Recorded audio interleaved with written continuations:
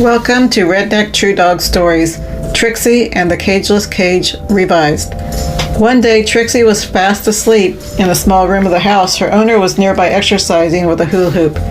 When it was time for a short break, her owner set the hula hoop down carefully, placing it around Trixie so it wouldn't roll or fall on her. A little while later, Trixie woke up. She stretched, yawned, then noticed the strange circle surrounding her. She began pacing inside it, nose to the floor, trying to find a way out. Her soft whines echoed through the room, calling for help. Her owner peeked in and couldn't help but laugh. The hula hoop wasn't trapping her at all. Trixie could have simply stepped out over it.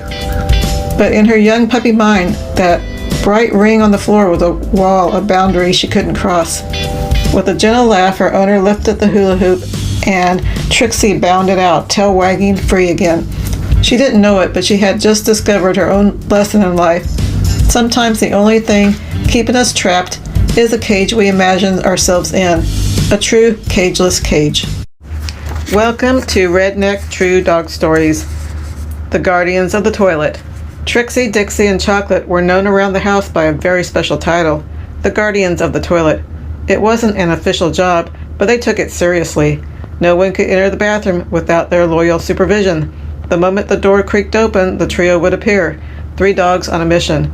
Trixie, the bold one, always took the lead, pushing the door open with her nose. Dixie followed close behind, her tail wagging like a flag of duty, and Chocolate, the ever-watchful sister, stood guard at the doorway, making sure no one escaped without a proper sniff of approval. Their owner could never understand their fascination. Maybe it was the sound of running water, or the mystery of the swirling bowl. Maybe it was simply because wherever their human went, they had to go too.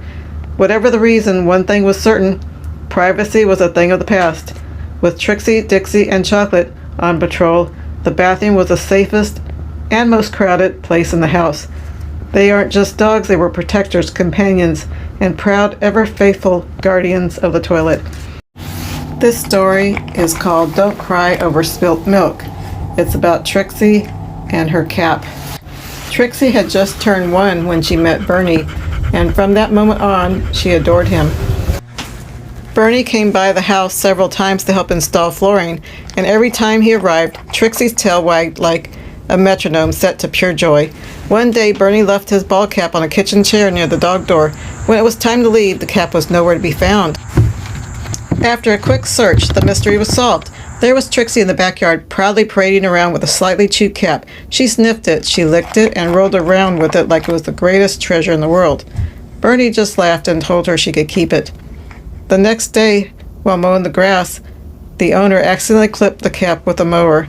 Trixie dashed over, grabbed the torn cap in her mouth, and laid on it. She laid on it, protecting it until the mowing was done. Afterwards, she carried it around again, happy as ever. For months, the cap was her favorite thing. She slept with it, she played with it, she guarded it like it was gold. But time and teeth took their toll, and eventually the cap became too tattered to keep. When it was thrown away, Trixie was heartbroken. The old saying goes, "Don't cry over spilled milk." It means not to waste time being sad over something you can't get back. But Trixie didn't have to stay sad for long. Bernie, knowing how much she loved that cap, brought her another one.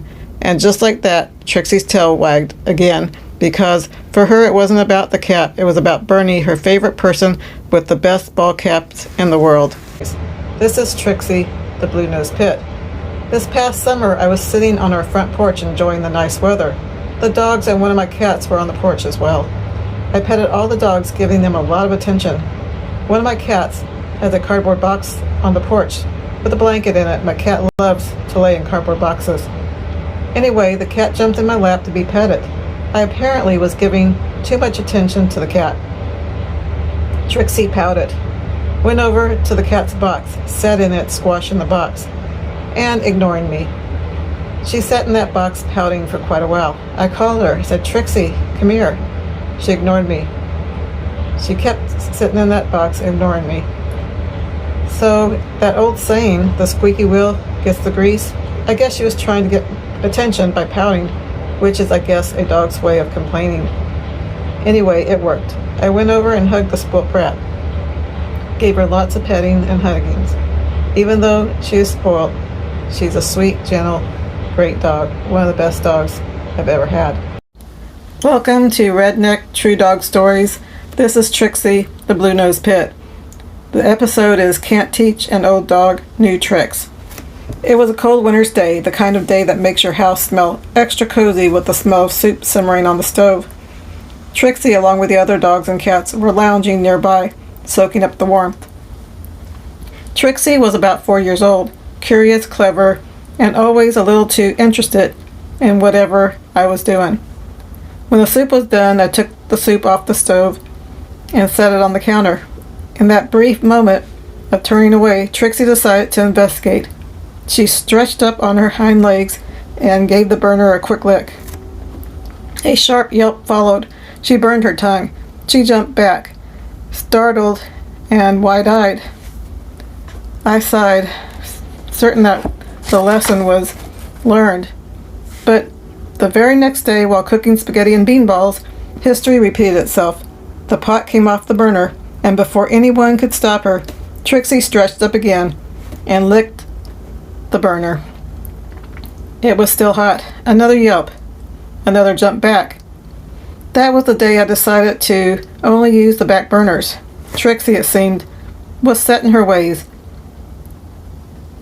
The old saying might be meant for people, but it fit perfectly. You can't teach an old dog new tricks. She didn't learn.